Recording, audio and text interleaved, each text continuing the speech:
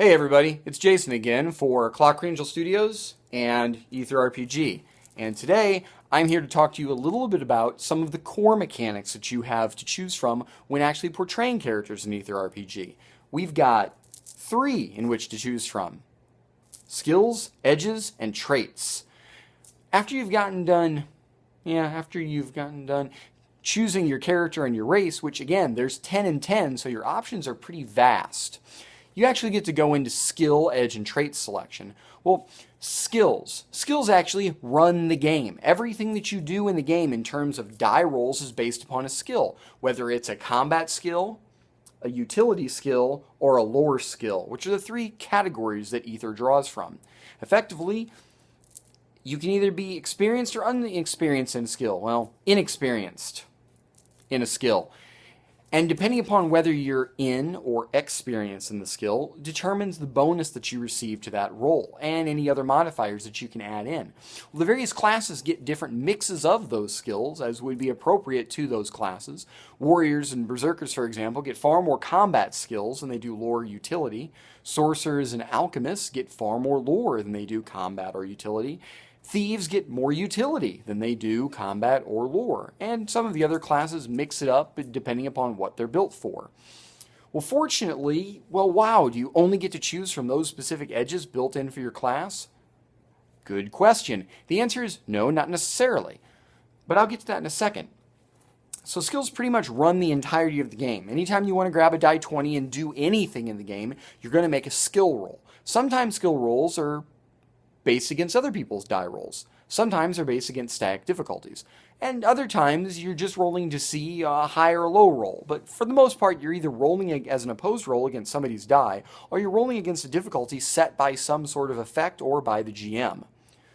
Now, as I was saying before, let's say you don't necessarily like your skill mixes. Well, are you tough out of luck? Well, the answer is no. Again, not necessarily. That's what edges are for. Edges are that little unique flair that lets you change your character however you want. You see, in Ether, you don't actually start off with a preset, you have this special ability, this special ability, this special ability based upon your class and race. The slate is completely and utterly clean. You have nothing, but you have a ton of edges to choose from. Or, if you want a more difficult game, which I'll talk to about in another video, you have only a few. Anyway, you have a ton of edges to choose from to tailor however you want. There are some restrictions on what edges you can take at character generation, but you do have quite a few to choose of your own that have no restriction on them whatsoever, as long as you meet the prerequisites. So how are edges built up and what do they do? Well, you have combat edges, you have utility edges, general edges, skill edges, you have spell edges, you have techniques, and you have race and class edges. That's a huge list. In fact, I forgot to mention, there's 60 skills to choose from. Think that's a lot? There are over 300 edges to choose from, and quite a few of them to go between each race and class. You see, each race and each class has 10 edges unique unto themselves. So it does restrict the list a little bit of what you have the freedom to choose from when playing a specific race and class, but nevertheless, you still have well over 100 to 150, nearly 200 possible edges once I get done with everything, mind you, to choose from per race and class. Maybe more, maybe less, depending on how I choose to balance out the game in its final form. So, again, what do the edges do? Well, we were just talking a minute ago about what if you don't like your starting skill selection. There is an edge that lets you move those starting skills around. You can change categories completely. Want a warrior that's more focused on utility or lore skills? Not a problem. You can do that. Want a sorcerer that's got more combat edges? No problem. You can do that. What else do edges do? Well, they do in fact add bonuses to your skill rolls. They can also add damage die type increases, which again, I'll get into that into another video, to your damage rolls. They can also give you special abilities, unique defenses. Want to be somewhat resistant to magic? Great. Want to be able to shrug off magical or physical damage? Not a problem. Want to be all but immune to disease or maybe poison? Got that covered too. But I did say one thing earlier that wasn't very descriptive of what it was. Techniques. Well, what are techniques? Well, techniques are specialized combat edges that you pick one single edge and you get 4 special forms of attack within the edge, circled around a particular weapon type. For example, want to use a polearm? Great. There's a technique that lets you do specialized effects only when you're using a weapon that has some sort of a long reach to it. How about one to dual wield? Maybe pistols, maybe knives. Well, there is a technique edge that lets you do 4 different special effects unique to that edge and unique to those pieces of weaponry. Well, what techniques are there? Well, I've got all kinds. Dual wielding, heavy weapons, brawling, dirty fighting, leadership, shield-based edges, dodging, and everything else you can think of when it comes to combat techniques. Well, spell techniques let you modify, or spell edges let you modify how your spells work. Want to cast a spell faster? Want to cast a spell slower? Want to have a spell deal more damage? Want to be able to throw a spell farther away? Done. So those are sort of all what the general edges do. Well, actually, what the general edges do. Those ones do things that are a little bit more, just not straight up bonuses. For example, let's see here. Want to be able to get a better bonus from getting drunk? Yeah, there's an edge for that. Interested in a myriad of other things, like maybe you want your character to stand out in a crowd by being more attractive. Got that. Want to be better when using or creating alchemical items, or perhaps you want to not be able to fail when making alchemical items, or at least not critically fail, mind you. Edges for all those things. You want to work under a mentor, someone who shows you the ropes and perhaps has special objects for you to use. Want to have a hand-me-down, an heirloom being passed down from generation to generation from days of old of your family. Want to start with extra spending money. All of it's in there.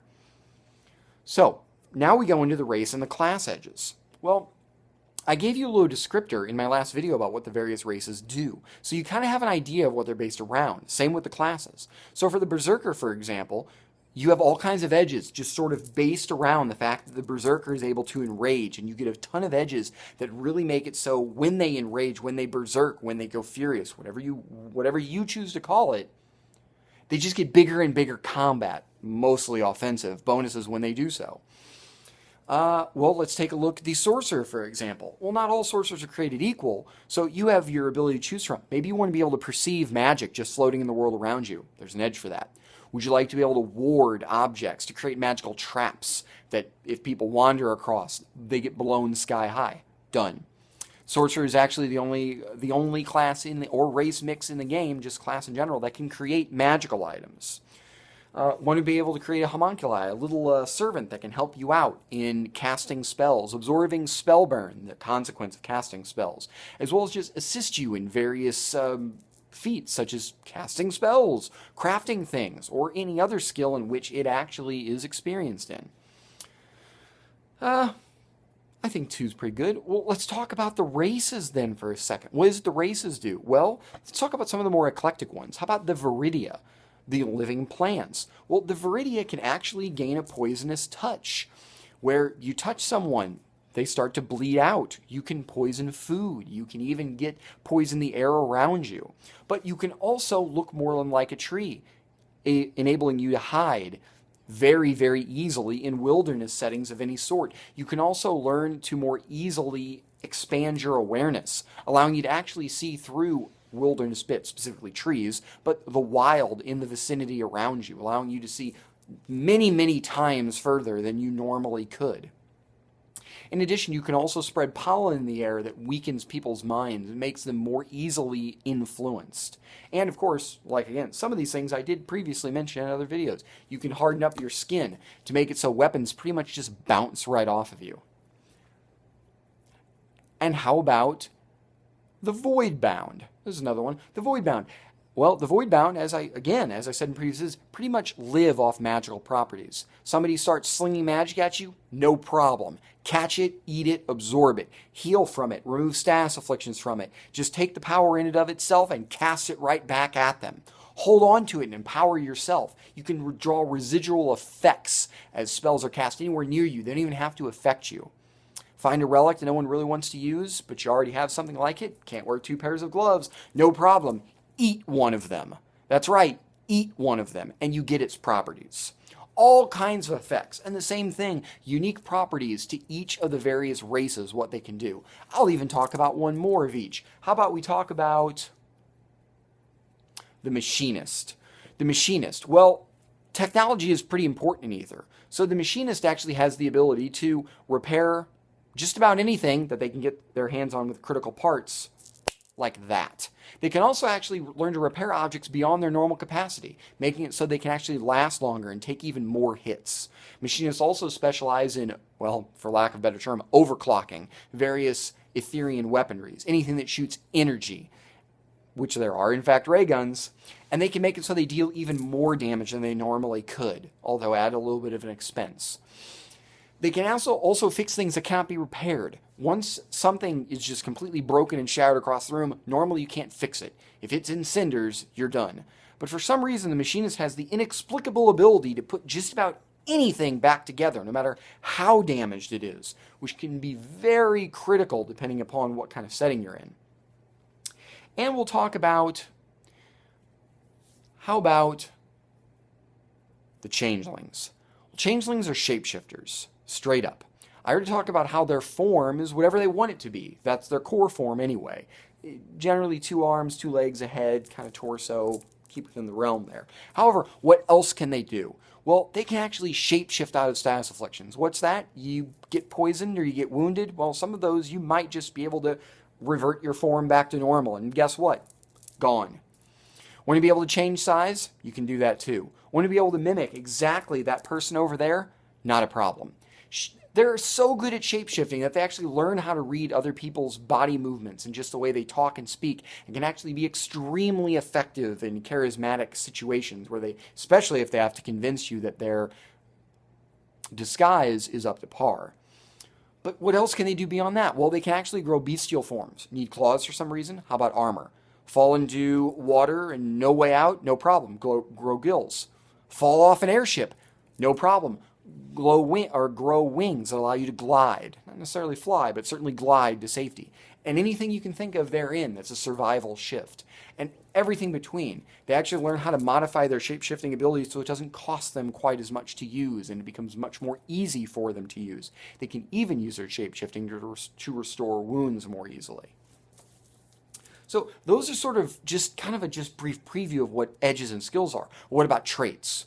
Well, traits come in 3 forms. They get broken down into an archetype, a trade, and stigmas.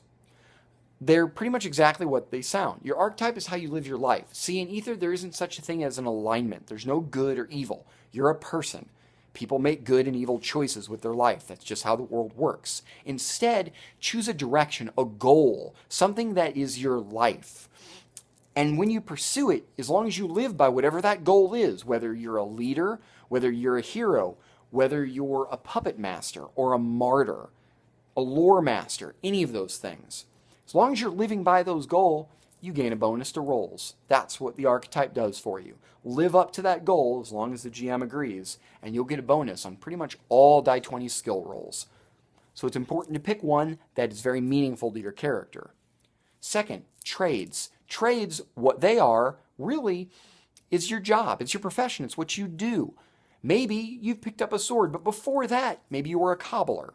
Maybe you repaired shoes. Maybe you were a weaponsmith. Maybe you were a doctor. Maybe you were a lawyer. Maybe you were a banker. Maybe a mercenary, a messenger, a baker, a carpenter, a mason. The list, I could do this forever, but I'm not going to. But that's what the trades are. And trades give you additional access to additional skills and possibly edges. Minor little bonuses, but enough to tell you that this was once your job, and you're not half bad at it.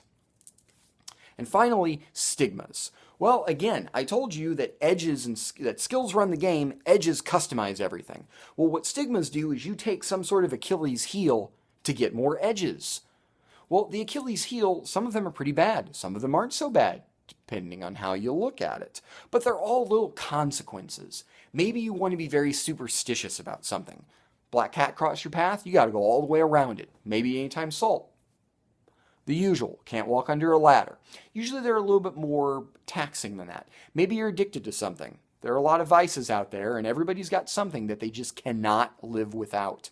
Maybe you were born under a bad sign, and you're just cursed, and just everything just happens to go wrong. Or maybe for some reason, technology just jams up at your touch, that you just break anything you come across, always to your detriment and never to your benefit. Any kind of tech that you run into. Maybe you're mismatched elemental vulnerabilities. Instead of just being vulnerable to one element, you're vulnerable to multiple. Maybe certain things just harm you that much more and you just got a weak frame. Maybe you're a kid. Maybe you're an old man. Any number of things. There's a whole list of them. As I mentioned with skills, how many they had in edges? Well, there's 25 trades to choose from, 25 archetypes to choose from, 50 trades, and 50 stigmas. So you got a huge list to look at to customize your character. As you can see, just from those options there, you're talking about 125, plus 60, plus 350. Anytime you make a character, it's going to be customized pretty much just for you, exactly what you want it to be. So go nuts, because the options are nearly limitless.